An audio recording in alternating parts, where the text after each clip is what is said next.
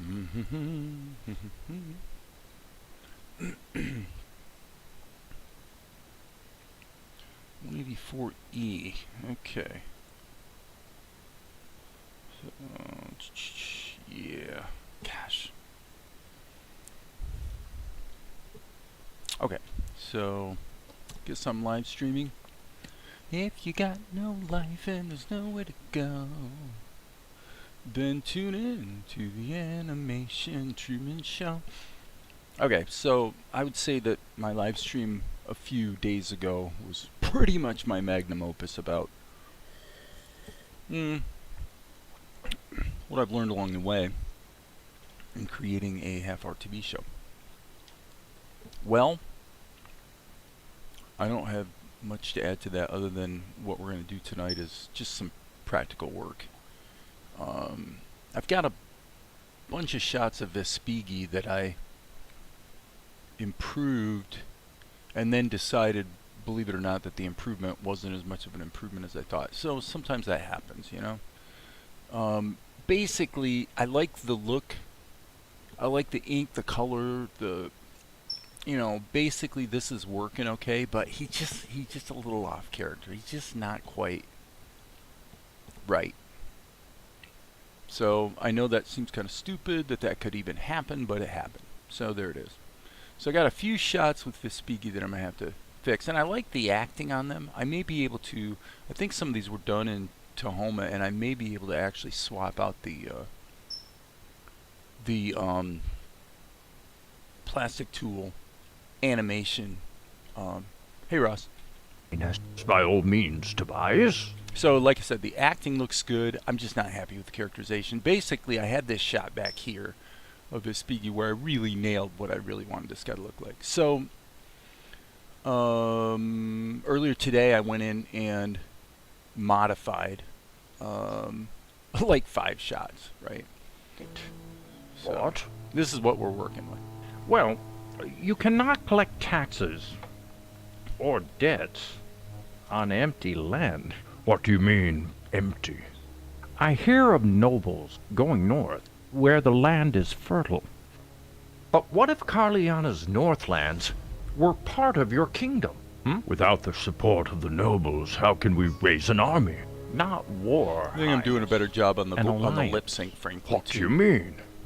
It reminds me Well, very the much of those old Princes of Rankin Age- Bass shows, not just the 2D animated ones like Frosty the Snowman, but actually the 3D ones like, Santa Claus is Coming to Town. If you look at the way they did lip sync, this feels Without really the similar support to of the me. nobles, Like how here. can we raise an army?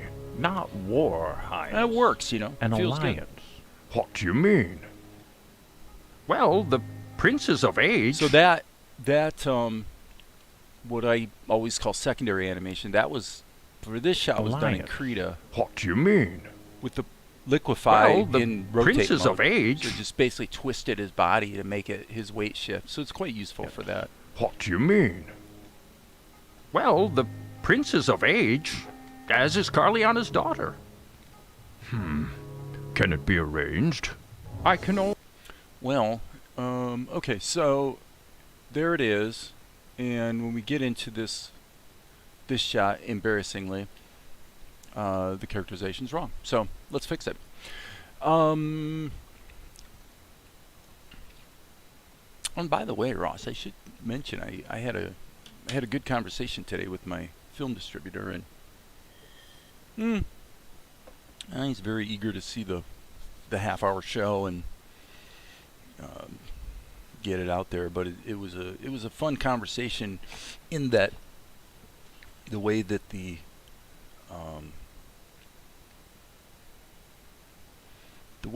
platform landscape has evolved over the last couple of years, it's nice knowing that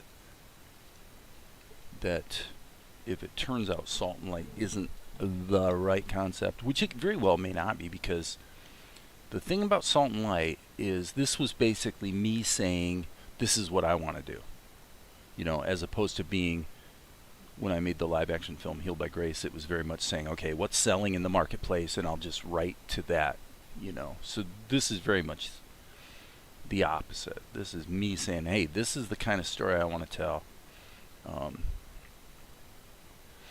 But, going forward in the future, if it becomes obvious that, there's a certain type of content that the marketplace is screaming for, then at least we know that we have the ability to have the ear of some of those platforms. To be able to pitch them on a concept. So, anyway, it's cool. It's very cool. I'm in a good place. Alright, so what I want to do... actually, I didn't mean to do that. I didn't want to get rid of its lip sync. It says browse. Okay, so backpedal a little bit. So we've got a dialogue situation, right? And so what I want to do is leverage as much of a good drawing as I can. Okay? The dialogue, he says, is... Tobias! This. Ah, yes. We were just talking about you, my son. So his whole attitude has to change. So there's going to be a little drawing called for here because he needs to perk up, turn his gaze away from Golek and toward where his son would be standing, and I want him to brighten up quite a bit. Okay? So that's really... So we've got the eye blink and then the change in his visage. So he's looking the other way, but now there's some other things I need to do. Okay? Now I may have just made a mistake. Okay, no I didn't. I thought maybe I accidentally drew the pupils in the brow layer, which I've done a million times in Krita, so it can happen.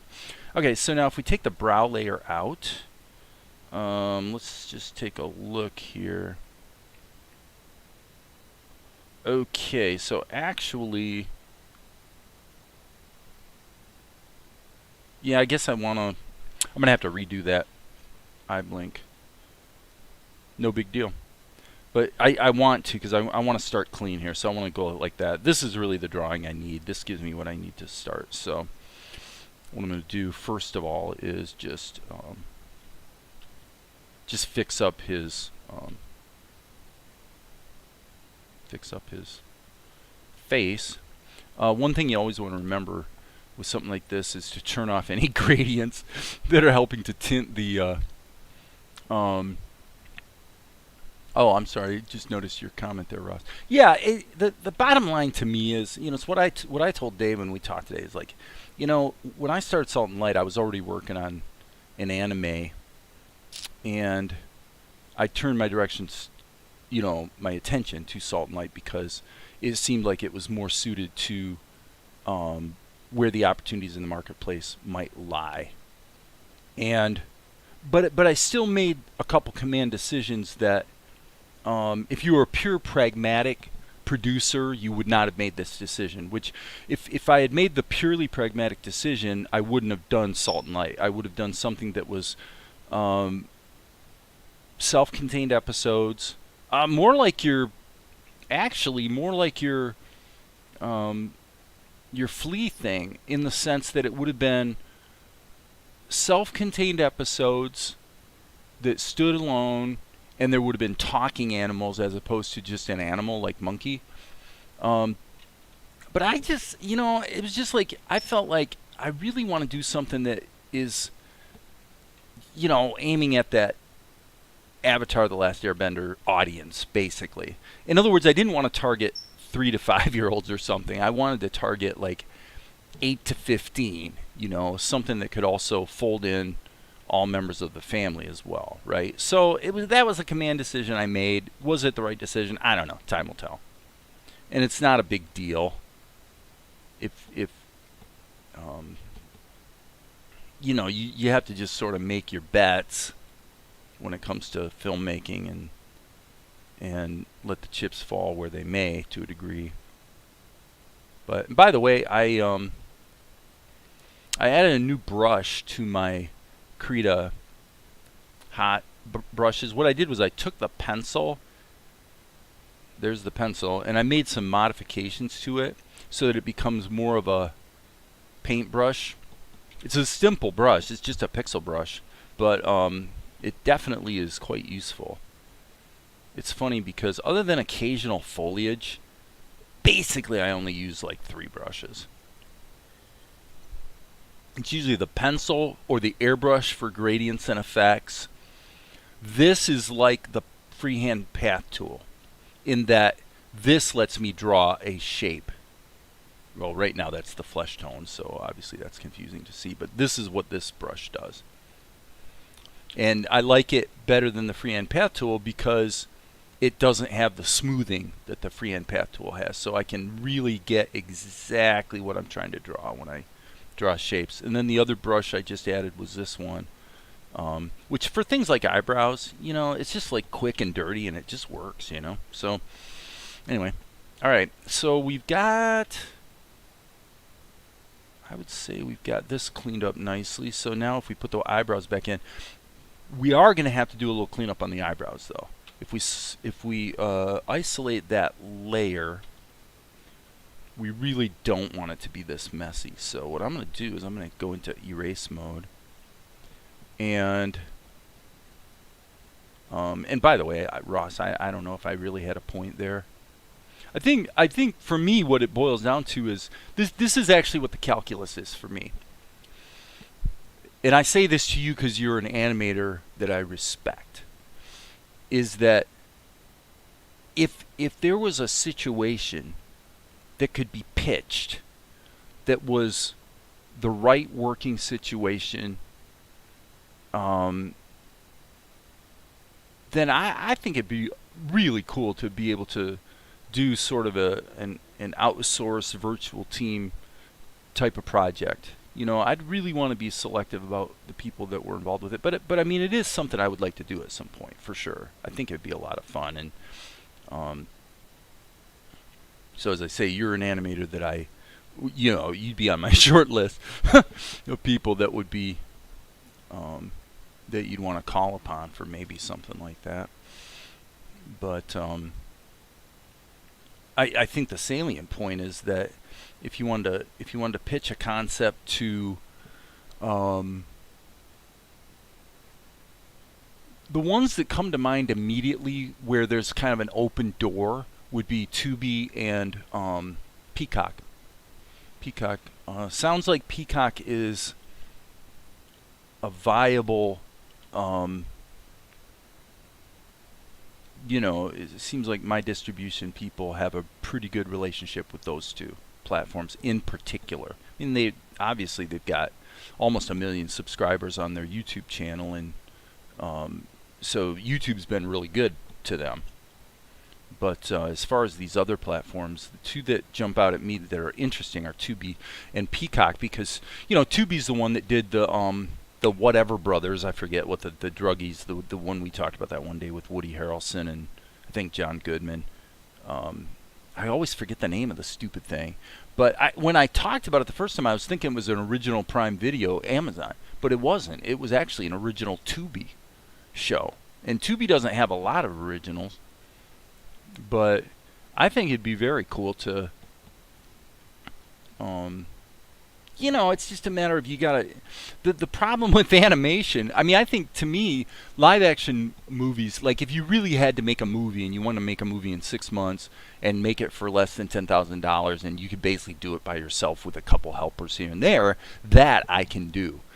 But when it comes to cartoons, there's just like physical limits on how quickly you can get anything done, you know? So it's like we would just have to be looking at some sort of outsource model or team model that the platform was on board with and was willing to sustain the effort, because you just, there's no way around the fact that you've got to keep everybody alive and be able to pay their bills for, I think, about 2 years to make it work, to make the numbers work.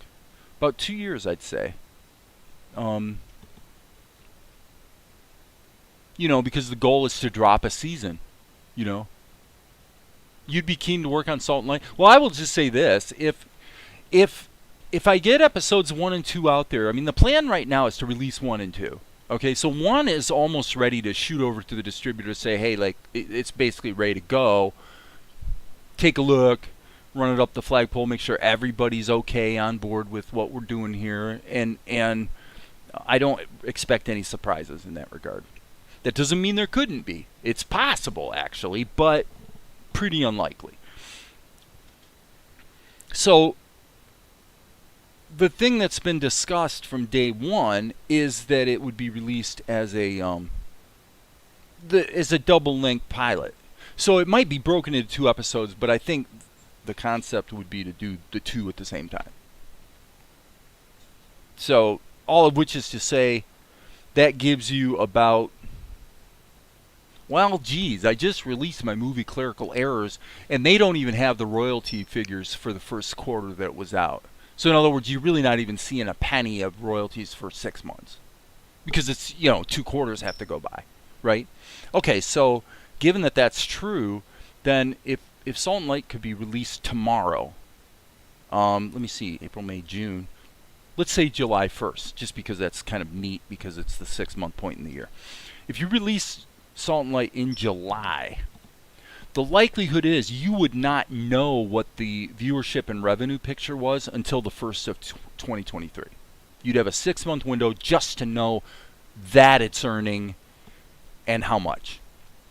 So that's the problem, is you're not going to know until 6 months after the release of the pilot if the platform's going to say, hey, whoa, what's that thing over there? I mean, people seem to be grabbing that, and it's making everybody some money, and advertising revenue and whatnot. Maybe it's time to have a conversation about backing the effort so that we can accelerate from being able to do an episode every 4 months to being able to do an episode every 2 weeks. That would be basically the goal. Now, you're not going to do that with just one other helper. But one other helper gets you from 4 months maybe down to 2 or possibly even faster, depending. And see, the thing you want to understand is, Ross, is that I have absolutely no constraints on me at all. So their attitude is just, when it's ready, fire it at us, because we're ready to go, kind of thing. So there is no constraints on me. It's really been me coming back and reporting to them, hey, look, I'm the guy that can make a whole feature film, for less than 10 grand, and there's only a handful of people that can do that.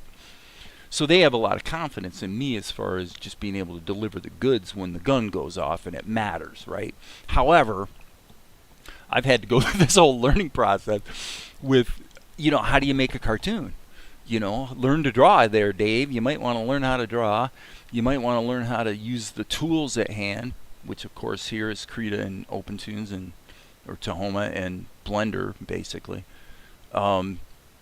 So yeah, it's really been me reporting back to them. Okay, here's what I've learned. Here's what I've experienced. This is what I feel like I know at this point about the technical requirements and creative requirements and the workflow, the optimal workflow, which of course is always a work in progress. It's being refined. Based on that, my best estimate is me all by myself right now. If you stick a gun to my head and say go, I could do episode 3 in 4 months. I'm very sure I could do that. And one reason for that is because of what I'm doing right here on this shot that I'm working on right now, which is I'm taking a drawing that was already drawn, it's already colored, it's I know the characterization is right. Okay, can we use animation tools to get this guy to do what we need him to do, preferably in an hour or so, which will take longer because I'm blabbing here, but because if you can turn around a shot in an hour or two that is effectively telling the story, I will tell you this, these shots, every shot here of Espigi on empty take a look. land. What do you mean empty? Okay, so you got lip sync, couple eye blinks, maybe a shifting where of the the land weight. is fertile. But what if Carliana's Northlands were So you say, part of well, your okay, what does kingdom? this require? Without the support of the nobles, how can we raise an army?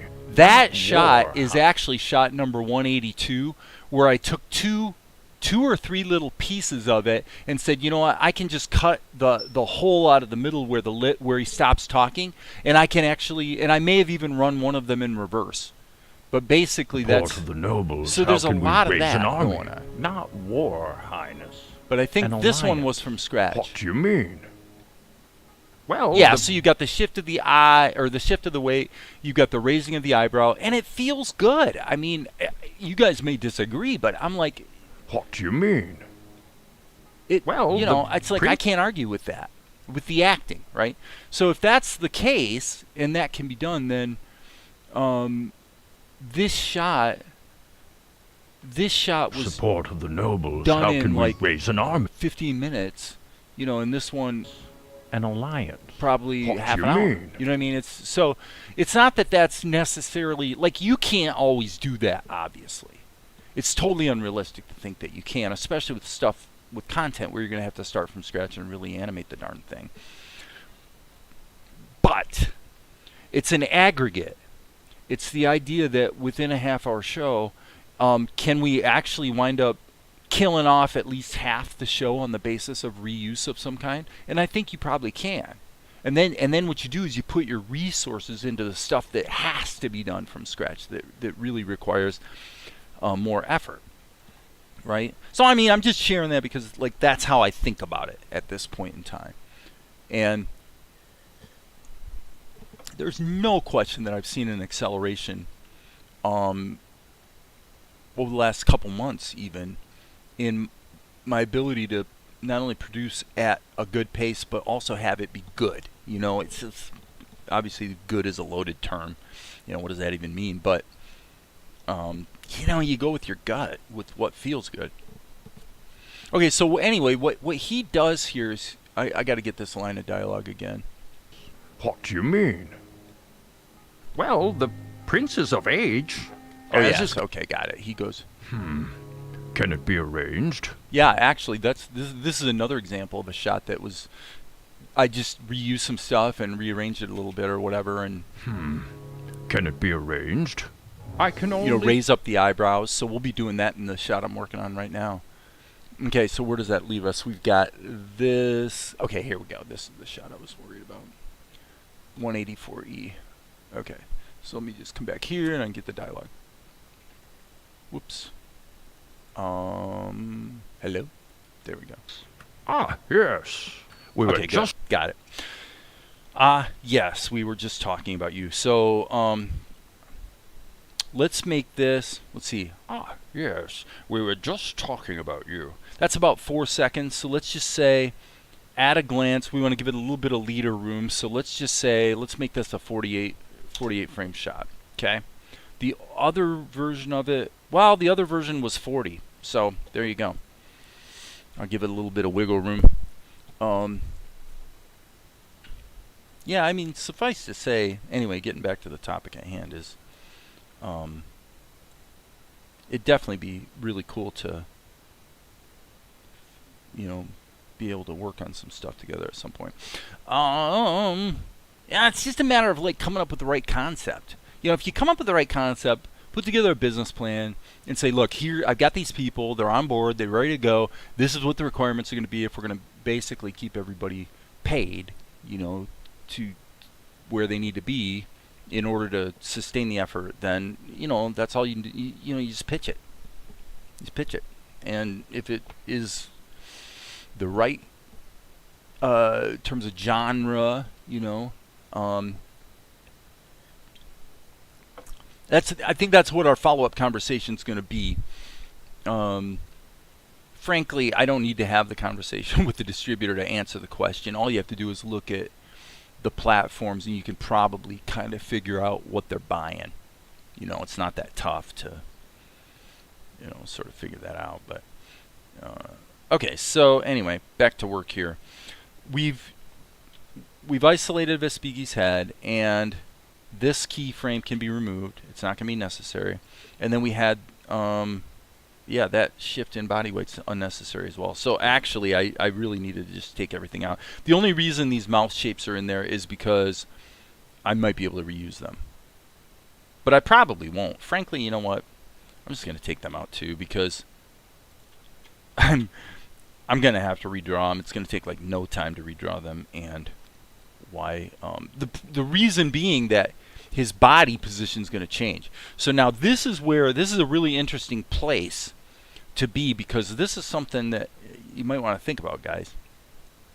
If you, okay, that background doesn't need to be in there. Okay, so right now, okay, I'm starting and stopping a lot, I know, but there's a couple of things to note about this shot.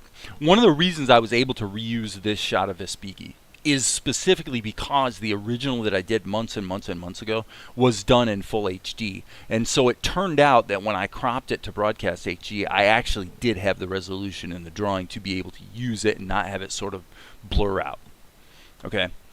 So,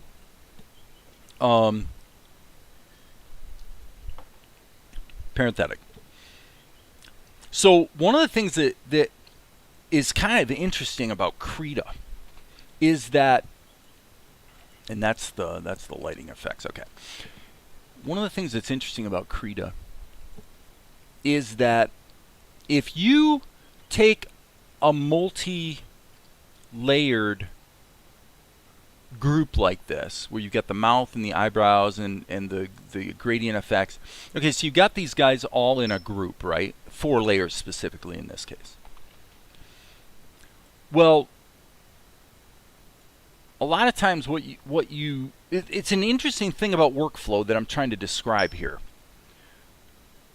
Okay, so forgive me for my starting and stopping, but here's the thing I've learned and noticed. This idea of taking a finished drawing and then just instantly, more or less, cutting out pieces of it and pasting them into a new layer just so you can move the freaking things around. That's what I did with his eyebrows, okay? Well, it turns out this comes up a lot, right? And so it's an interesting tug of war, because the shot that I am going to replace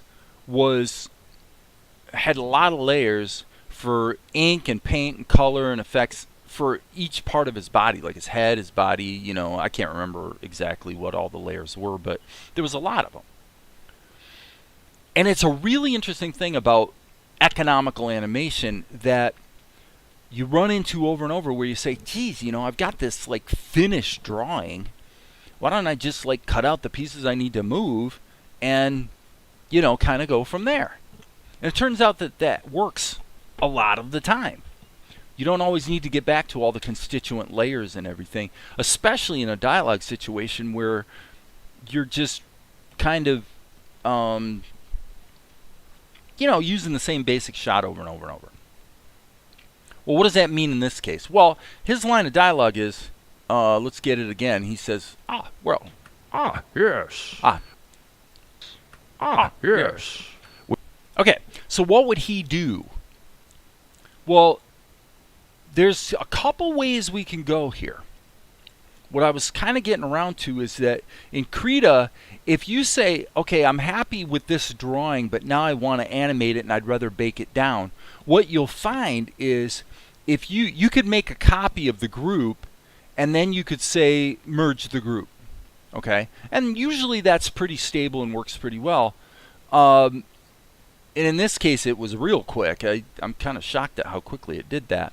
But now you've got a completely flattened layer that you can do whatever you want to do with, right? Well, the thing is, the same way that I cut and paste into Tahoma, you can also cut and paste into Krita. And it instantly bakes everything down. So you can take a group like this and select all and go Control-C, Control-V, and you've accomplished the same thing. Now I've actually literally just created a baked down layer, and it's literally instant. And what I found is this is real stable. Krita never crashes from just cutting and pasting. So what's interesting about that is you're able to do that with a composited layer group. So whatever you select is what gets cut to the clipboard. This is an interesting shot because the question I'm asking myself is, well, do we really want to do the acting in Krita, or would it be smarter to just jump over to Tahoma? And the truth is, it probably would be better to jump over to Tahoma, because what he's got to do is his body weight's got to come up. He has to sort of perk up and lean back. So he says, yes, we were just talking about you, right? So there's a lot of moving around going on. Well, that's fair game for the plastic tool all day long. Well, okay. If I go Control C and grab this group, which by the way, probably I don't want the effects included, but I'll leave them in there. Okay, so let's go over here and just paste that in. Up, little glitch. So here's the group, Control C and Control V. Okay, so now we've already got Vespigi into Tahoma, but the problem is that his eyes are baked in and his eyebrows are baked in. So if we're going to do it this way, thing to remember is now if I save my Tahoma scene, no matter what, this drawing will become a unique drawing that's saved in the extras folder. Okay, so basically this is a very good starting point. If I want to fiddle with it, I could say, well, let's take the selection tool and just go like this. Okay, this is our starting point. All right, so now what we would do is we'd say, well, if we're gonna really leverage this shot, let's get rid of the freaking eyebrows because we're definitely going to want to animate them. In fact, the eyebrows are where the tug of war occurs in this particular shot. Why? Because the body move is easy to do with the plastic tool, and you could certainly use the plastic tool on eyebrows as well. But what I normally do with eyebrows is actually easier in Krita, which is something like this. You'd be going, let me go ahead one frame. Basically, I'm going to take the Liquify tool, and I'm going to start doing stuff like this. I'm going to say, you know, I'm going to just kind of lift him up, move him around. So he's got this instant reaction of oh, good to see you kind of thing, right? So that's like stupid, dead easy to do with the plastic tool. Right? But we can do the same thing with I said the plastic tool, I meant Liquify. Sorry about that, guys. Got my terminology wrong. So I'm just thinking out loud here on this shot. My thinking here is that probably this is a plastic tool shot. Okay? Let's keep that shot of Vespigi in there, but then let's make a couple mods over here. Number one, let's isolate Vespigi, and let's I'm thinking I'm going to put the pupils on top. So what I'm going to do is just paint out the pupils. Okay, I'm not going to put a hole. I'm not going to, this is what I would consider going sort of to the step of almost like rigging kind of thing, where I'm not going to put a hole in his head so you can see through to the whites of his eyes and the pupils. That's like too much infrastructure for not enough of a win.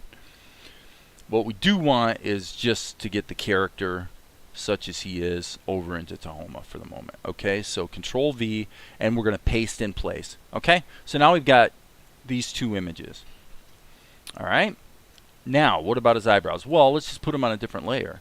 So let's take the brows, Control C. Let's just smack them onto a different layer here, Control V. And they probably will not be centered because of, yeah, okay, so they're not centered because, oh, come on, autosave is jumping up in my face. And by the way, when you're making the calculus of do you do the OpenTunes or Tahoma thing versus doing the Krita thing, one of the biggest inputs into that calculus for me is the fact that when you're dealing with raster levels, which is what we're dealing with here when we're cutting and pasting, Tahoma is abysmally slow at saving your scene. So the truth of the matter is you probably don't want autosave to even be on, frankly. 184-E. So let's go ahead and save this. 184-E. Okay. The saving can take a long time in Tahoma.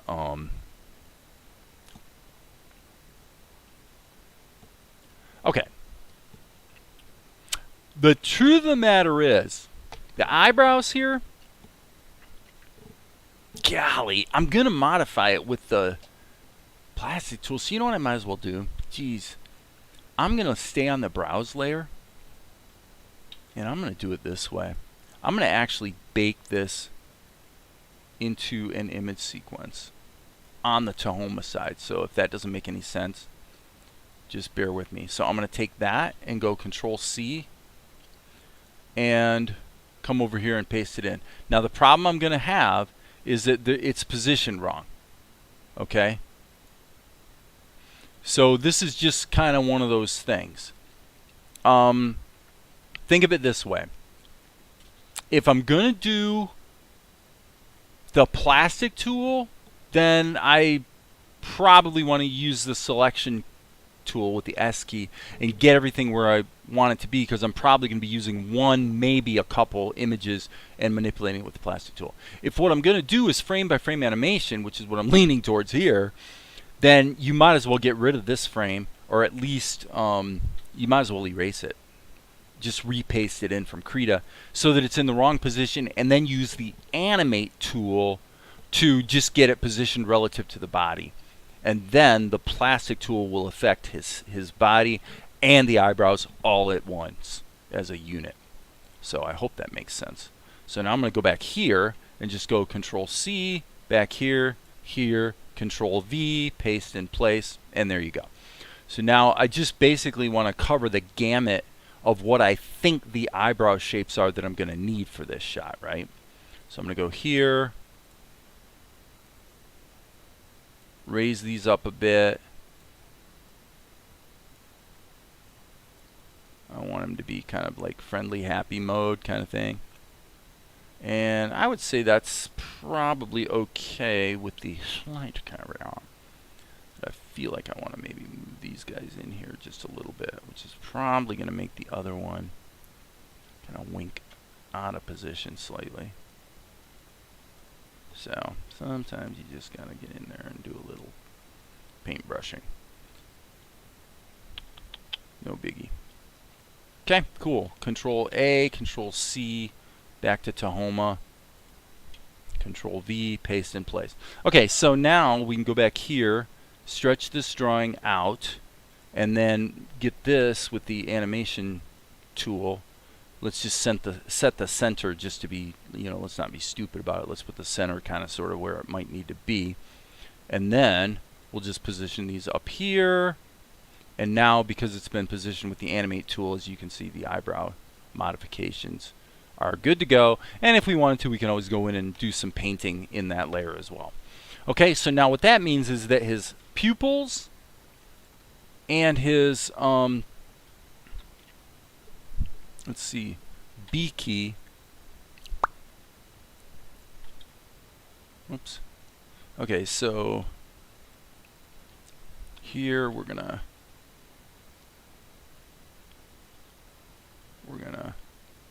put those in there. He doesn't really have irises to speak of, by the way. So lighten those up a little bit. Okay, and now we can just do frame by frame animation on that. And what we'll do is we'll bake the eye blink into this layer as well.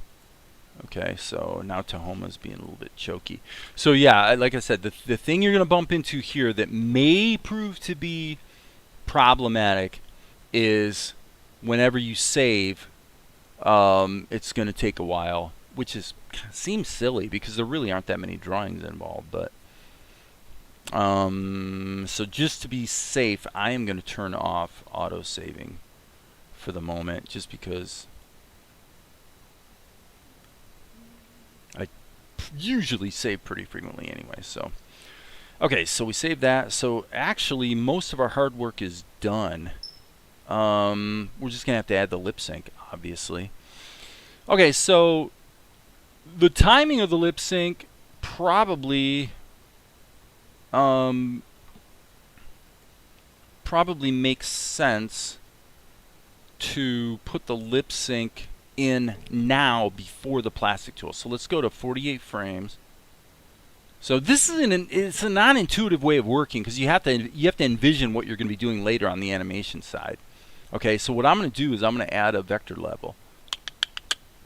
they reverse these icons, by the way, which I think is like pretty stupid. But you know, these icons have all been in the same position for years, and now they're changing it because somebody decided for some reason that that in point of fact, having the default level type be raster is very, very important. So I don't know. Not to pick on the devs too much, because obviously they do pretty great work. But okay, so he says, yes. All right, so let's go ahead and turn on the skins for that, just so we can sort of get the. And then we're going to go for that Rankin Bass. Rankin Bass meaning, if you look at Santa Claus is Coming to Town, you see that there's kind of a tendency when the characters are talking to, you see a shape like this a lot. You see that a lot in Rankin Bass's stuff. So anyway, for what that's worth. Okay. So now he's going to say yes, which means he stops talking. And let me get the rest of the dialogue, and we'll just block the dialogue in, and we can always adjust the timing. So he says, yes. We were just talking about you, my son. Okay, we were just talking about you. So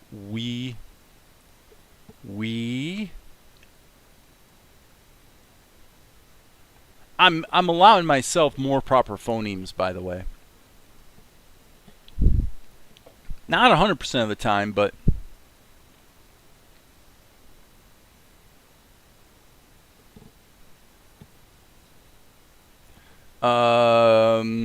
if we were going to do it anime style, we'd go Control-C, Control-V, and then we'd have a actually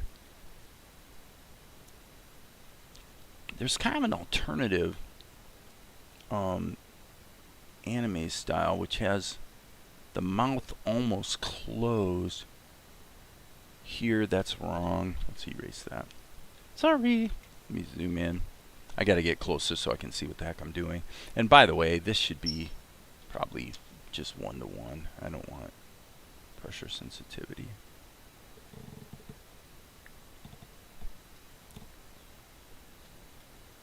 Alright, so we got this, Control-C, and I'll just, to make it simple, yes. He says, yes. Ooh, that's horrible. I don't like that at all. Jeez. All that talk about Rankin Bass and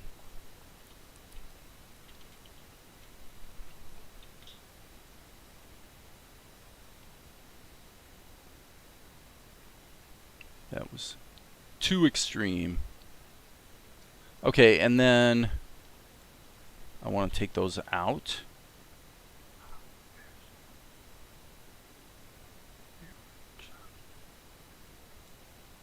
Yeah, we'll see how this goes. I guess we'll go with that for the moment, but I don't think I'm going to like it. Let's turn the skins off. Okay, yeah. So this is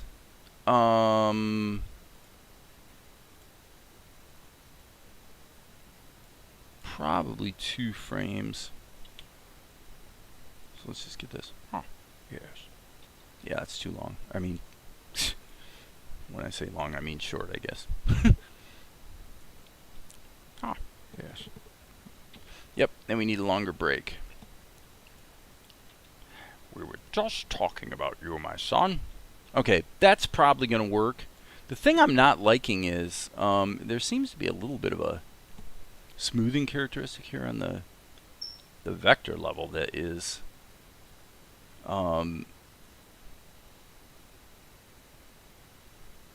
downright nasty. Okay, so I'm going to struggle here a little bit more with the lip sync than I normally would, because if I was doing this in Krita, I would be using this brush that I showed earlier. Right? And this makes lip sync stupidly easy. this brush does. So, frankly, it's debatable whether you doing a, gosh, you know what I'm going to do? I'm just going to forget that. I'm going to go ahead and get rid of this vector level. Let's just do it this way. Probably this brush. Okay, so sorry about that. Sorry about that, friends. Okay, and this is in fact a smart raster level. That's probably a good thing, because then we can tweak the color just a little bit. So, but as I said, I've been liking the results better when I'm giving a little more attention to proper phonemes. So I'm going to do that. So he says, ah. Ah. Okay, that needs to be 3 frames. Ah. Yes. Ah. Yes. So let's put it there.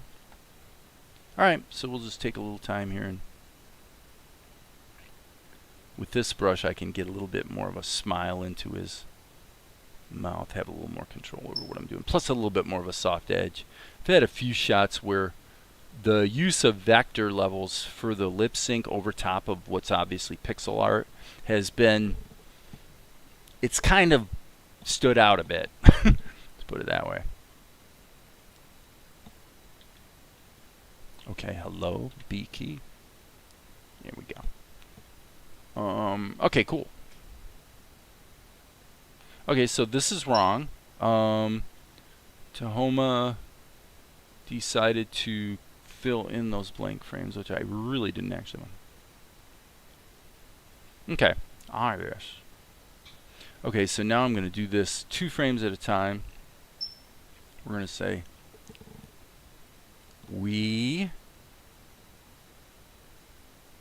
when I've been having fun doing lip sync, this is how I do it. I just draw the phonemes and just kind of feel the way the drawing, and I don't actually reuse them as much as I used to. We were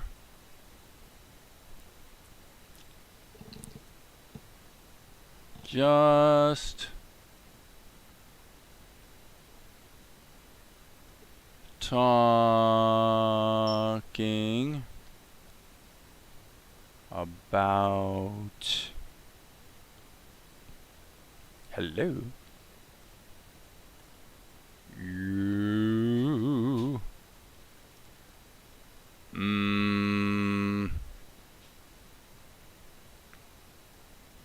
my son. Okay, and then the thing is here we're going to want to probably do use Liquify to push up his mustache and basically push him into a bit more of a smile, and we'll do that in Krita and then just cut and paste it over and add a second drawing to the Vespigi level. So with that we can save all, because I just need to fill in these mouth shapes and we're pretty much good to go on the lip sync, I think.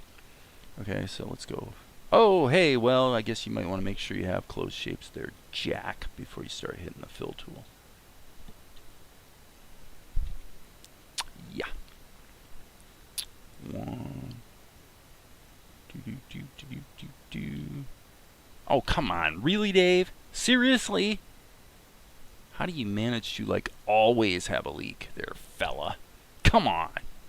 Get your act together. Get your act together.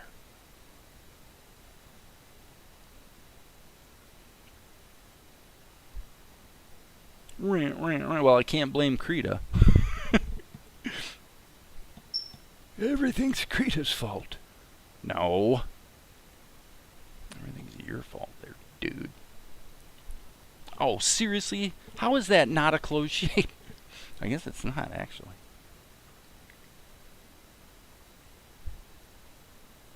Mm-hmm. That's okay. We'll suffer through it.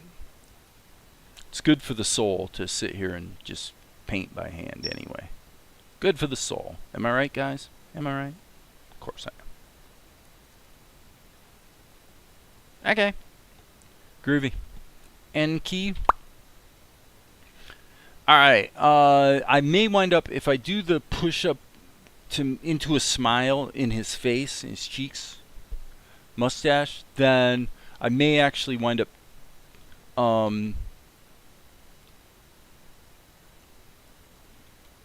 toning down the smile that's sort of baked into this mouth shape. So I'm going to go in, just do a little fine-tuning. Okay, I think we're okay. Alright, so this is the part where you go, okay, name your layers. Okay, so this is the pupils. This is Vespigi. We'll call it VES. This is BROWS. Save your work. Take a drink of your martini. And eat your olive. Okay. For those who are in a massive panic about the background image, here's a group. Control A, Control C, Control V. Problem solved. There it is. And then we can take the animate tool and go ahead and scale it down. And actually, I really probably want it to be something like that. So I'm going to scale that up. Let's crimp it to the camera view. Cool. Good. Alright. So, the eye, or pupils layer, I should say, this is going to be probably this brush again, actually. Because what we want to do here is put in a blink. So this is going to be R key, sample that color. And let's get a blink in there, like so. Whoops. Okay, now this is where it gets a little clunky because, yeah, I mean, this is quite a bit quicker, I suppose, in Krita because you don't have to deal with constantly changing palette entries, right? You just sample the color that you want and just draw it, you know. Just saying. Okay, so there's a blink. Now, because we're using the plastic tool, we only need one blink. And so now, blink, and then this will probably sustain through the whole shot, I expect, but we'll see. Okay, so then this is going to be back to the pupil color, and he needs to be looking over at Vespigi, right? So hit the N key. Oh yeah, his pupils are not large enough. That looks too...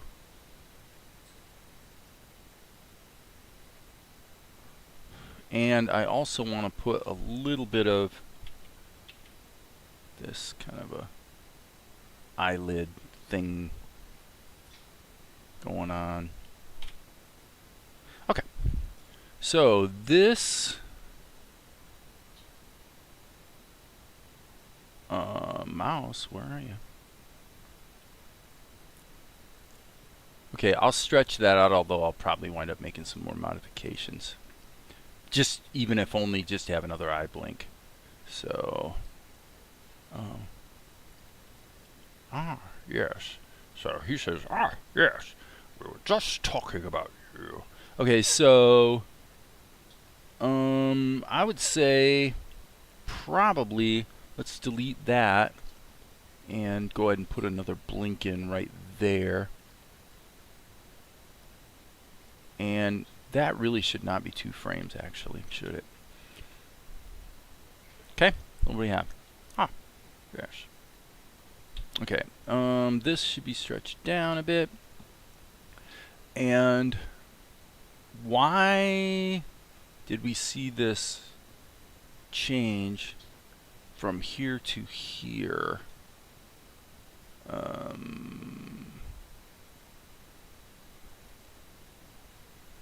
Oh, did I? Okay, I'm a bonehead. Sorry about that. Okay. Well, okay. So let's look at this. We're going to use the plastic tool, so we might as well, yeah, we might as well just bake that change in right now. So we'll just stretch that down a little bit. And then we're going to have to, this is just a stupid mistake on my part. You know, it just is what it is. I made an adjustment based on a modified drawing, forgetting that the next drawing was not thusly modified. So in the case of the, you know, you got to do a little housekeeping. So there's the pupils layer, and what we really need to look at is the positioning of the, oh my god, the mouth is out of position too. Oh, that sort of thing drives me bananas. It's like I forget one little thing, now I gotta go and fix layer after layer after layer after layer, just because I forgot one stupid detail, which is that the translation of his body was baked into the shot. Just completely stupid mistake. Very, very stupid. So there it is. So here, I'm gonna once again set the center. Okay, now that's interesting. It's in shear mode. I'm gonna set the center kind of sort of in the middle of the mouth, just because it's probably the commonsensical thing to do. And here we go. Okay, so now why is this in here at all? I'm gonna take this, move this down one frame, and hit Alt up arrow. Okay, now we're back in good stead, as it were.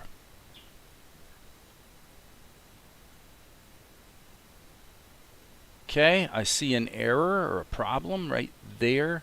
I guess it was probably intentional, but I don't like it. Okay, or maybe it's in the pupils layer. It was. Okay, one thing I will note for those who are keeping score, today, when I did these other shots of Espigi, they were if they weren't all done in Krita, most of them were, for sure, right? So if we come back here, you know, this shot, for example. Can it be arranged? I can only... That was all done in Krita. All right.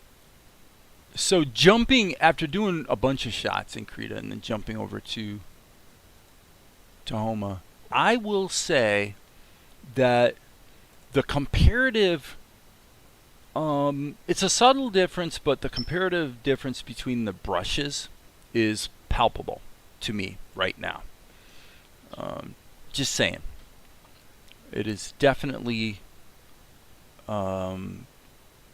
my ability to take what's in my mind and put my stylus down on the tablet and just make it happen is definitely much better in Krita than it is in Tahoma. So that's not really a knock on Tahoma. I mean, it is what it is. What I need to do now is get the plastic tool part of this done. Okay, so let's create the mesh.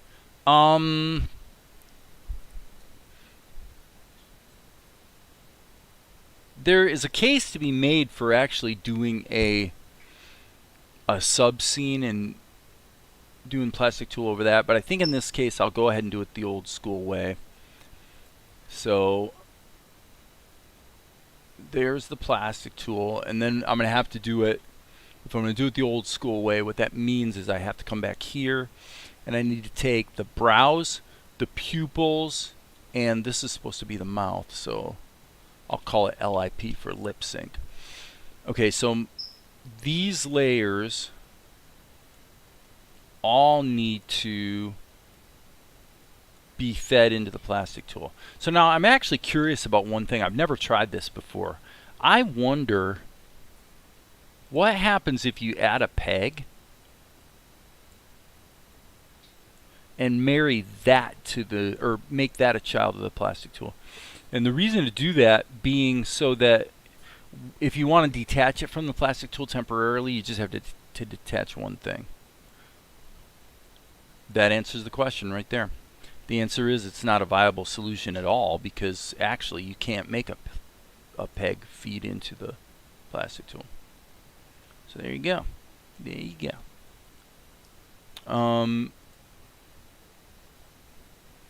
Now this is kind of interesting.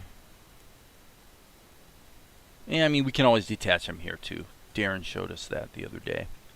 You can go like this and just make it the child of the table if you want to detach it from the plastic tool.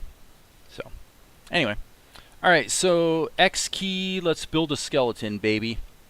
Let's go here, and what I want to do is put a root down, okay? And then what we want to do is determine the stuff that we definitely want to protect. His shoulders. I would say in this case we probably want to put a joint there, and then actually have a little bit of ability to manipulate his kind of shifting this way. So I'm going to go ahead and put a couple nodes like there and there. And then the rest should be, that should really about do it actually. Okay, so the question is, what's the acting here? He's going to go, well, let's get a global key in there. So this is what I was talking about with the, okay, so now I see a problem already. Look at that. Okay. Stop everything, go back to the build skeleton mode. If you're careful, it's kind of amazing what you can do with the plastic tool, but you really need to be careful and make sure that you put in all the necessary nodes. Because I mean, look at that. You see that? The very idea that algorithmically it works in such a way that that would even be possible is pretty ridiculous, but that's what you get. I mean, that's how it works. So you basically have about a, golly, man, really you've only got about a very few degree. I'm going to change this again because I've had better luck when I've used a simpler skeleton actually. Let's try that and see what that feels like. That's better. That's better. Okay, so as you can see, sometimes using a very simple skeleton is a good policy. Now what I want to do is, I need to think about the acting here. He goes, yeah, he really needs to be leaned this way. Now let's see if we got any room to, yeah, that's cool. Okay, so now what he's going to do is, when he does the eye blink and he says, ah, that's when I've got my interpolation set to constant. So it's probably going to be best to make a very, very small change here, like that, and then make a big change in order for the tweening to be right. This is, ugh, that's really yucky. We can work with it. Okay, so now he's going to say, I'm going to put this here and put, okay, actually no, I'm going to go Control C, Control V, since we're on a constant interpolation. I'm going to turn off keep distance, and I'm going to give him a little bit of a pop. I don't think that's necessarily going to look great, but we'll give it a try. Okay, so what do we have? Ah. Okay. Ah. Okay. Let's keep going with this. I have to say, just viscerally, I'm kind of surprised, but I'm not loving the, well, just suffice to say, I seem to be getting results that looked good quicker. Back over in Krita earlier today, so I don't know. We'll see. Okay, this is just a little too much of a drop, and I want to basically mod his eyebrows too. So yeah, this is, yeah, I'm kind of like not necessarily loving the result here. If I was doing the same thing in Krita, how would I do it? I'd grab the Spiegel. I'd come over here. I'd grab the whole group. I would make sure that all of the layers have at least one keyframe in them. I would also go through the layers and make sure that they all are showing up in the timeline, because I've been bitten in the tail by discovering too late that layers weren't in the timeline. And then here's what I'd do. I'd go, okay, this is interesting. Yeah, so stop. Alright, so what I would do is I'd go liquify, and I'd go in rotate mode, in reverse mode, yes. Something like that, and I'd just move this just a tiniest bit like that. That's what I would do. Okay? And then I would go forward one frame, and I would take it another notch. Very, very small changes. Okay? But that feels pretty good. Okay, so now what I can do is take these 4 keyframes and move them like this. So when I'm using twist on the Liquify tool, believe me, I am literally moving like a fraction of a millimeter. I'm just enough to know that the mouse moved at all causes it to rotate more than enough. Okay, so now what you want to do is go back here to the plastic tool, but click it, and then switch back to this so you can do some cleanup. Alright, so here let's clean this up. We need to stretch this down. It's a little bit choppy because we are using the plastic tool to affect 4 layers at a time, at the same time. So let's go here. So if you're like Ross and you're a traditional frame-by-frame animator, you're probably going to agree with me that this is actually preferable, because it just you know, painting and just kind of moving the clay around with your stylus just feels better. You know, it's just a little more intuitive. It's a little more microscopic, but it works. Okay, so what I'm going to do is control copy these, because I want to add that pop and see if it feels good. I don't know if it will or not, but what I'm going to do is just go boop like that. Okay. Ah.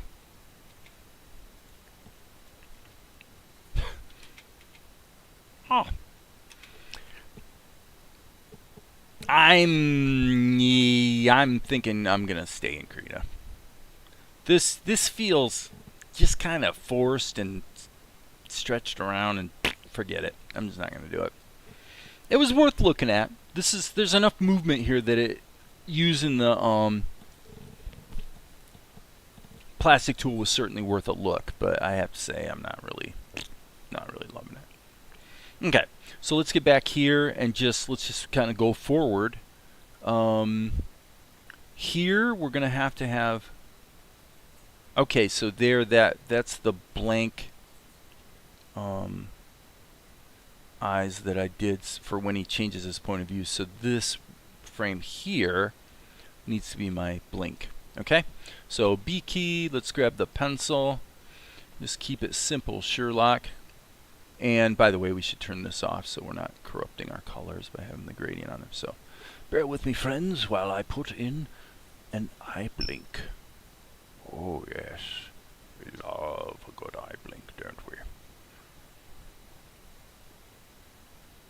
We love a good eye. And when you're doing it this way, I mean, admittedly, there's like you find yourself having to grab this color and kind of correct that, and there's a lot of back and forth. But you know, it winds up taking like 20 seconds, and this is, you know, you're in total control, baby. If it looks stupid, it's my fault. I can't blame the tools, because this is all just drawing and painting, you know. So that it is. So I don't know if any of you guys have an opinion about this, but for me, I do have to admit that I've been finding myself, and it goes back and forth, you know. One week it's like I'm Mr. Krita guy, and then the next week I'm Mr. Tahoma guy, but on balance over the span of time, I certainly have probably landed back on Krita more frequently and perhaps aggressively. I guess it's that trade-off of control versus you've got these advanced tools that ostensibly make your job easier and more fun. In practice, yeah, sometimes. I've certainly had the plastic tool save my fanny on more than one occasion. Okay, so he looks a little bit like he's got a lazy eye there. Nothing wrong with having a lazy eye or anything, but that's really not quite the way he's supposed to look. So this is tricky.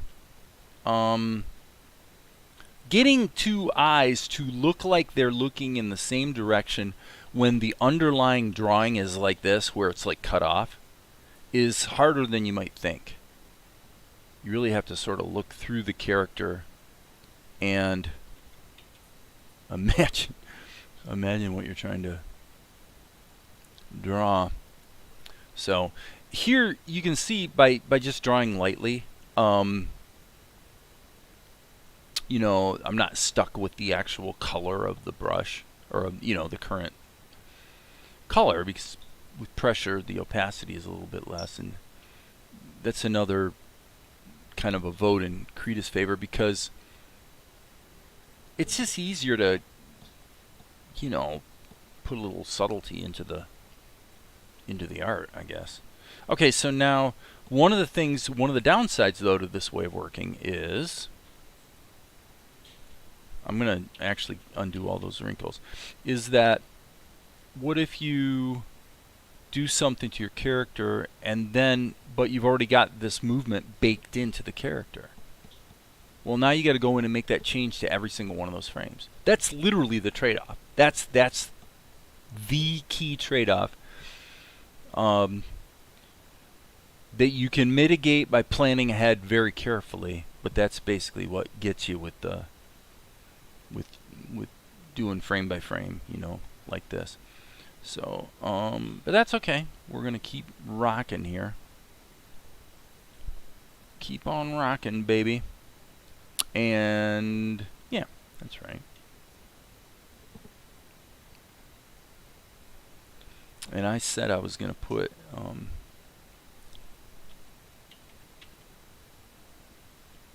the sparkling smiley thing in. So let me just kind of go here. This is where I just need to like put on my animator hat and just keep flipping. N key. Okay, so we'll get that smile in here shortly. And probably we want to take this whole block and just push it forward in time so he's got that like half a second. Yep, there we go. That actually feels good. That feels real good. Okay, so but we need to get the smile baked in there, so let's go back here. Ah, yes, we were just... Okay, so he says, let me run that again. Ah, yes, we were just right there. When he hits there, he says just, that's where I want to make some mods here. So I'm going to go back to the Liquify Tool, and I want to go boom and boom. Okay, this is pretty intuitive, you know. You guys may agree or disagree, but this type of a move where you just kind of squish it around,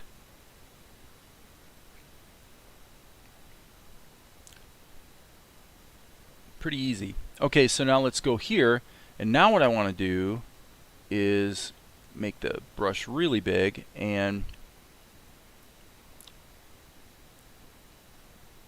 that was too much. Undo. I swear, it's just the tiniest move.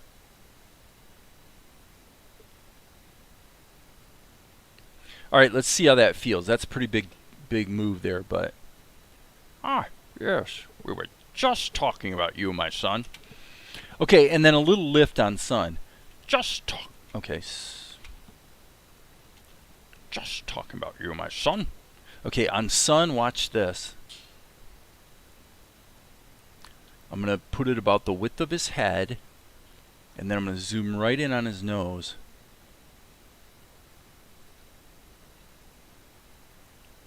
Nope, that's too much. Rats. Okay, let me check this.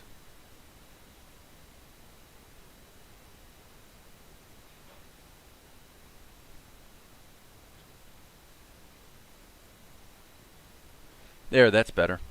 Okay, so I'm going to actually get the pointiness of his nose restored back a little bit on this shot, on this frame. And I'm going to really try to push this even a little bit more. We're just talking about you, my son. I really want him to be looking kind of cheerful there. Okay, so now let's take a look at this. Save our work. So here we go. Ah, yes, we were just talking about you, my son. See that? You know, I don't know. You guys might disagree, but I'm just like, you can't really argue with that. That just feels good. You know? Anybody want to disagree? And then probably we want to go to the.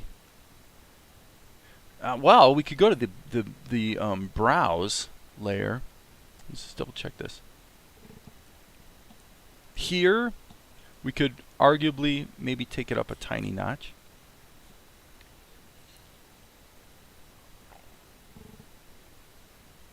Yeah, I like that because then then it actually comes down slightly again.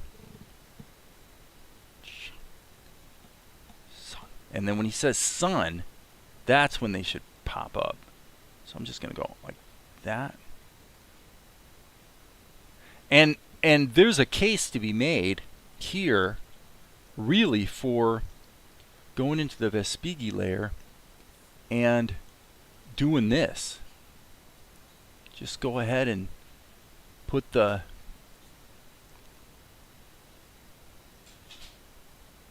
I actually think I'm going to like that better.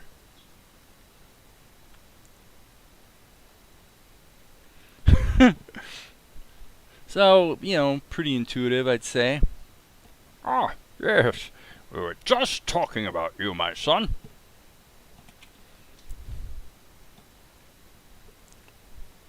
I love the designs and characterization possibilities for both our king and for Golek. Well, I gotta say, Maria, I find it quite gratifying that you look at him as our king. Alright, I'm going to let this animation loop and take a little break for just a moment. Turn off my webcam and my microphone, and I will remember to turn everything back on when I return. I'll be back in less than 5 minutes, I'm sure. I gotta refresh my drink and all the rest.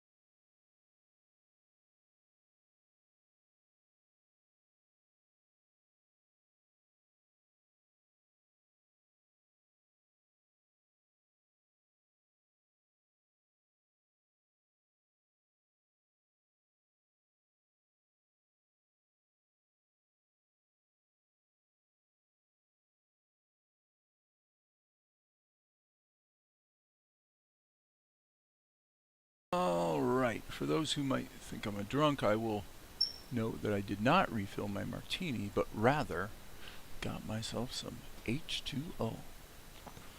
Mm-hmm. Who's still here? Well, 3 concurrent viewers. Okay. This is a good shot. I'm liking what I'm seeing here. There's only one little thing I might want to tweak, I think, on my color.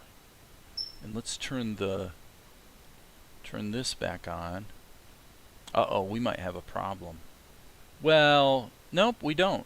It looks like, oh, that's great.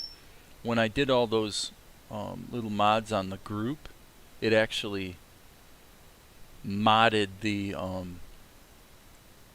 tint layer as well. I didn't even realize it because I had it turned off, but it wasn't locked, so good. Now, you could argue that that's not actually realistic because people actually slide out from under lights and shadows, but in this case, I think we're probably in good stead, as they say. What did we just see there? I just saw something. Yep, right there I saw a flash. That's not good. I can fix that, though, by basically taking this frame and copying it here. Or maybe not. I guess, actually, all these should be deleted. I should just delete them. Yep. So we do have a bit of a problem.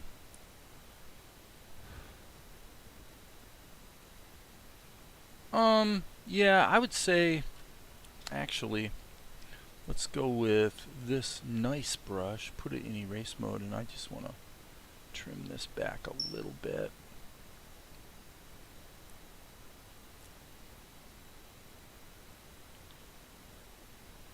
So yeah, he is actually moving under the... He's actually... I guess I was wrong. Well, Lord knows I've been wrong before. So let's just fix that. Go there. There. And that one's okay. This probably should have a little bit trimmed off there. So I don't know about you guys, but I actually enjoy this type of microscopic work. Just make him pop just a little bit more there. Pop on the top, right? So we don't lose the edge. Groovy. Okay. We're okay now. We're just going to have to do the lip sync. So the thing I was going to say, and as usual I interrupted myself and never finished what I was going to say, is I actually feel like his brows should be just a bit lighter. So let's just go ahead and pump them up. Yeah, that doesn't work because that affects the alpha as well. And there we're losing some saturation. So I don't love that.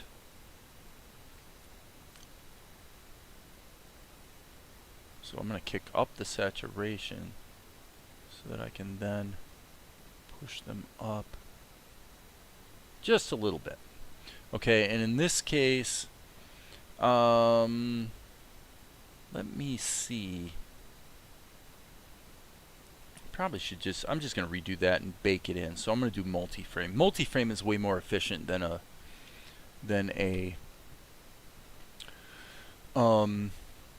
if you add a filter mask, which effectively applies the filter to all the frames, it's way less performant than if you go ahead and make the modification to a single frame but do it in multi-frame mode so that it then applies it, bakes the change into all of the frames. So that feels about right to me. So I'm going to click multi-frame and then wait for 5 seconds, click, click, click, click, click, and what it did was it just baked that change into all of the frames. And to tell you the truth, I don't like it as well as I thought I would. So for now, I'm just going to go like that and consider the possibility later of maybe just making them slightly transparent, which sort of accomplishes the same thing. With the caveat that here, probably about here, well, okay, I guess that's okay. Why are we seeing that color change there? You wouldn't think that the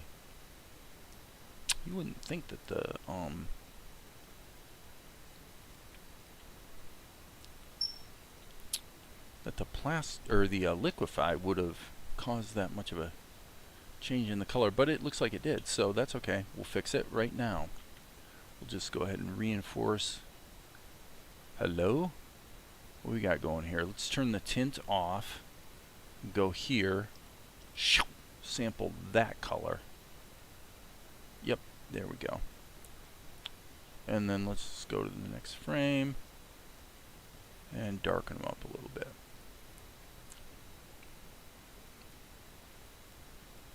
No big deal. And then here, obviously you get a little bit of softening that happens when you use Liquify, but it's pretty rare that it's actually a problem. And you can always sharpen anyway. A very, very gentle, unsharp mask does the trick. So, okay, and here I'm going to go ahead and just clean this up a little bit. Just clean it up a little bit. That looks too wrinkly. I'm actually going to paint that little section out. N key. Yep, that'll work. And then maybe, since he is kind of got this sparkly smile going on, maybe just a little bit underneath there. Yeah, I like that. And then, as I said, if we take the brows and turn them down to about 70% or so, that feels about right. So when you see them darker and then they lighten up when I let go with the mouse, that's because it's just the buffer. Krita's got to sort of refresh the buffer.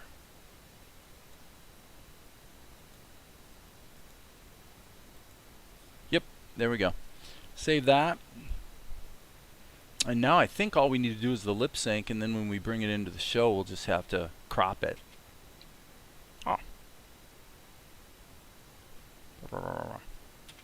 Yep, there we go. Okay, so mouth layer. Gonna have to redo the lip sync. So I'm gonna go to complete black and take my quote unquote nice brush and go and just paint it in. Aww.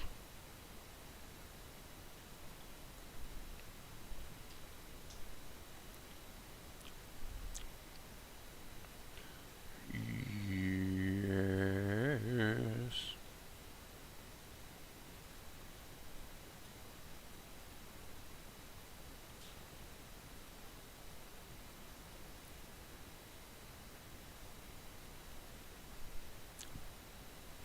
Just paint it in. I've already got a little bit of, as you can see, transparency baked into the mouse.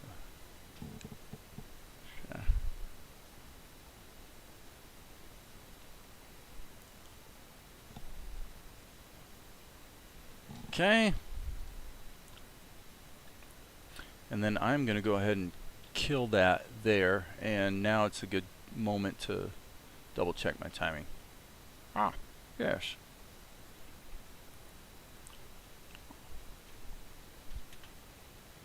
Ah, yes. We were just talking about you, my son. Okay. So, yes. We were... Okay, so right there is we.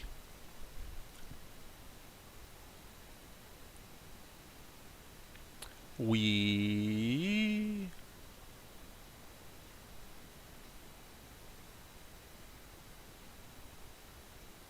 were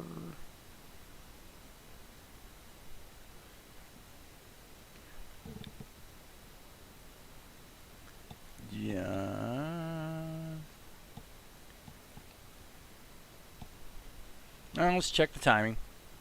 Ah, yes. We were just.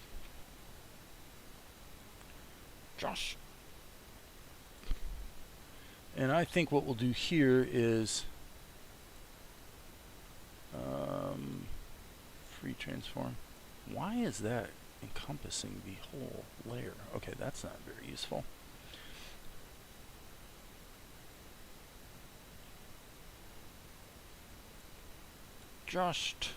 So I'm going to just erase. B, E. I said E. Listen to me, creator.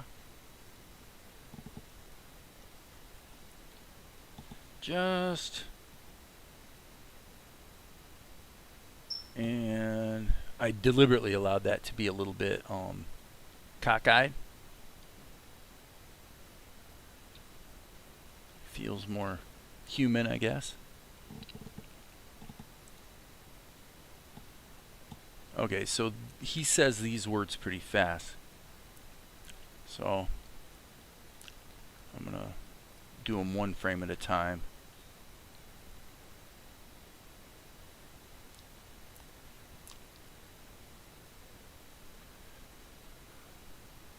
And probably this one we could give 2 frames. You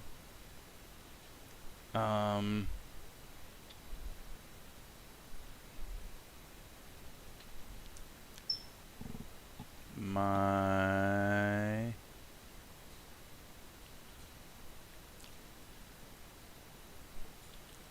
and smile.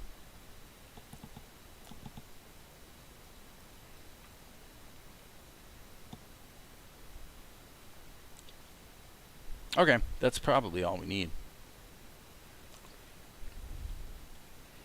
Oh, yes. We were just talking about you, my son. Okay, that I don't like.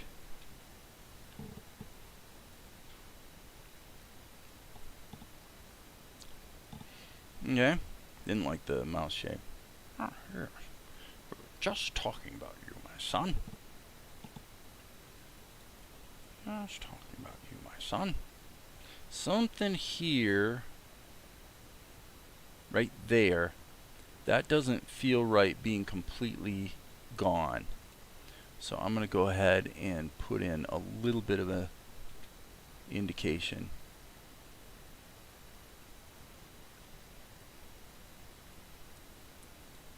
I think that'll do the trick.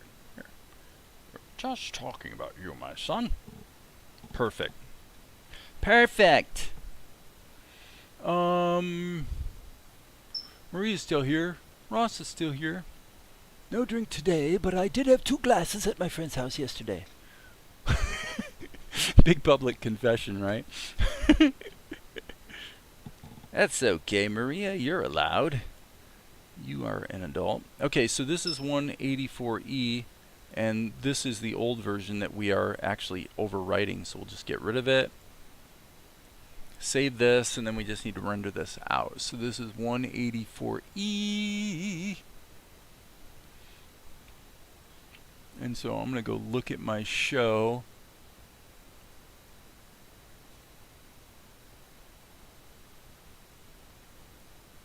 I'm looking on the other screen at the lip sync. Ah, yes. We were just talking about you, my son. Okay, I think that's going to work. Now that is 410, so that would be 4 times 8 is 32, 36 frames-ish. So why does this look a little winky? I am going to double check here. There we go. My layout got boogered somehow. So if we go Control R, this is going to be 184-E. So 184-E and 184-E dot. Should get a warning, and it's not giving me a warning. So stop everything, stop everything, stop everything. Go back over here at this lame-o version of the drawing. And why is... okay, I see what the problem is. When I rendered it last time and put it in the show, I actually did the wrong thing and forgot to put the period at the end of the file names before the 4-digit number count, but in this case we're just overwriting it anyway, so we'll just do that. Okay, and then when that's done rendering, we should be able to come back here, and the only problem is going to be that it is cropped wrong. So let's crop. Okay, so what do we have here? We've got a bit of a zoom, little zoomy poo. So let's take this and delete it. Go back here, and we probably want about 1350, I would say. So we'll get that basically centered up. And then when he goes,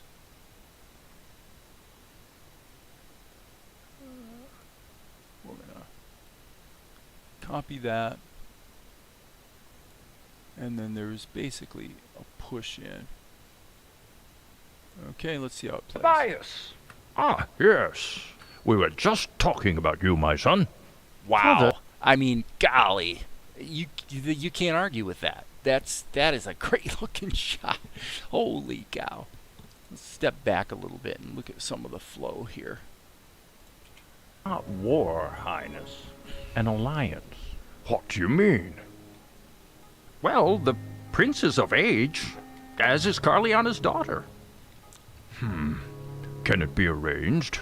I can only try, my lord. His Highness the Prince and the Honorable Tobias. Ah, yes. We were just talking about you, my son. I love Father, that. I love it. Okay, that's it. That's a good place to stop. I still have to do... Well, let's actually watch here. Talking about you, my son. Father, What do we... I saw Asher on my way in, and he still didn't have even to speak fix? to me. I think there's only one more shot. That meddler is an enemy of the crown. What? Asher? The holy man? If I may speak, Highness. By Well, all no, means, Tobias. yeah, so there's a shot we need to fix. So now the funny thing about it is, it's somewhat likely that I'll wind up being able to assemble a fix for this shot by using the elements of this shot. You know, by all means, Tobias. So he could be in the smiley face, and he says, by all means, Tobias. Let's try it. Watch this. This is you're gonna laugh. This is like so stupid. You can't believe this is even possibly going to work, but it just might.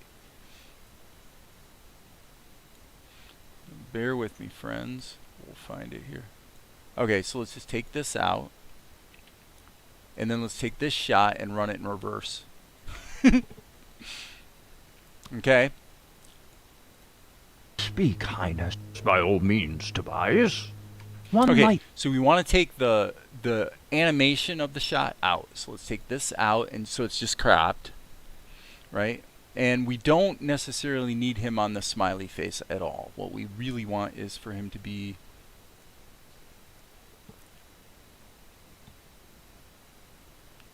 already talking. By all means, Tobias. One might say that Asher. Pop that in there and see what we get. I can't believe this is even going to work, but I think it might. Speak, Highness. By all means, Tobias. One might say that. Right? That's what I'm talking about. Just take the shot I just did and Speak, run it in Highness. reverse. By all means, Tobias. One might say that. That's what we like to see. Okay, so that shot's fixed. So we got a couple more, but I think that's it for now. That's it for this session. So, any questions, friends? Any questions? So that is pretty impressive because that is 2 seconds on top of 48, so figure actually usable is about 5 seconds. So that's about 7 seconds of animation in 2 hours. 7 seconds of usable animation that fits into the show quite nicely in a couple hours. So that's the sort of thing we want to have happen as much as possible. And this is what I found repeatedly is if I get the drawings right and the characterization right, it often surprisingly turns out to be the case that even with the lip sync baked in, it's surprising how often you can like run a shot in reverse. Or maybe there was one earlier that I ran it in reverse but butted it up against the earlier version of it that was running forward, and then cut out a piece out of the middle between the two, and it wound up being a perfect shot. So, and of course it'd be easy to go into Krita and actually just modify the lip sync. So now in this case, here he goes. Yeah. So what we want to do look at this shot. So here we've got. Yes. Well, surely. So all he's doing is just saying yes. And then most of the lip sync is actually Tobias underneath the shot. So this shot would work if it wasn't This shot would work if it didn't have the lip sync baked in. So basically I have to just go into Krita and restore the shot without the lip sync and just modify the lip sync. Because we want the Yes. Well, surely the king must hear the people. See, because all that extra talking doesn't belong. And really, the shot should actually start here so that he's got the body weight shift. Yes. Okay, so this really should be something like this. Pretend the lip sync isn't there. Yes. Well, Nope, surely. it's too late. Yes. Well, surely the. Yes. Well, surely. And then also, when he moves over like this, I'd say we want to have a little bit of that pop up and then back down so he sort of lands into it. So, alright, that's fine. So I know what to do. Let's not use this. Actually, let's just hit undo a few times.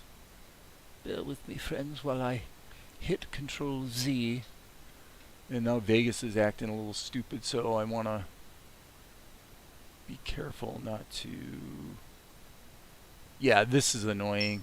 I tell you, this is the type of thing that probably drives me nuts worse than anything else, and they're all guilty of it. You don't see it very often in Vegas, but you see it all the time in Tahoma, and you see it all the time in Krita, where it's like, okay, what did I do wrong here? I hit undo. That's what I did. I hit undo, and it's like the software pukes on a simple undo operation. What are you gonna do? You know, it's really quite devastating, frankly. Because back over here in Vegas, you know, the problem is this just to show you guys, this is what I have to deal with all the time, and I don't believe there is any scenario with any software or any computers or any situation where you wouldn't be having to deal with this. But think about what we have here. All I did was move a clip and then delete one and then hit undo. Because I did that, the problem is, how many changes did I make back here? You know, within the space of 2 minutes, but I didn't save. So that means I might have to, like this shot that's run in reverse, I might have to completely restore that. You know, it could be a bit of a mess. And I will tell you right now, with no reservations, that this is a crash. Vegas is crashed right now. We're screwed. Everything I've done in the last 5 minutes is probably gone forever. You know, all because I made the mistake of hitting undo because, gee, I guess I believe the software's promise when it said that, you know, you can undo. So stupid. Unbelievable. But this was, you know, like I said, they all do it. Good software is basically something that good software. What do I mean by good software? What I mean by good software is software that doesn't fail on ridiculously stupid stuff like a simple undo. It doesn't exist. Where software fails is in things like counting. It just boggles my mind.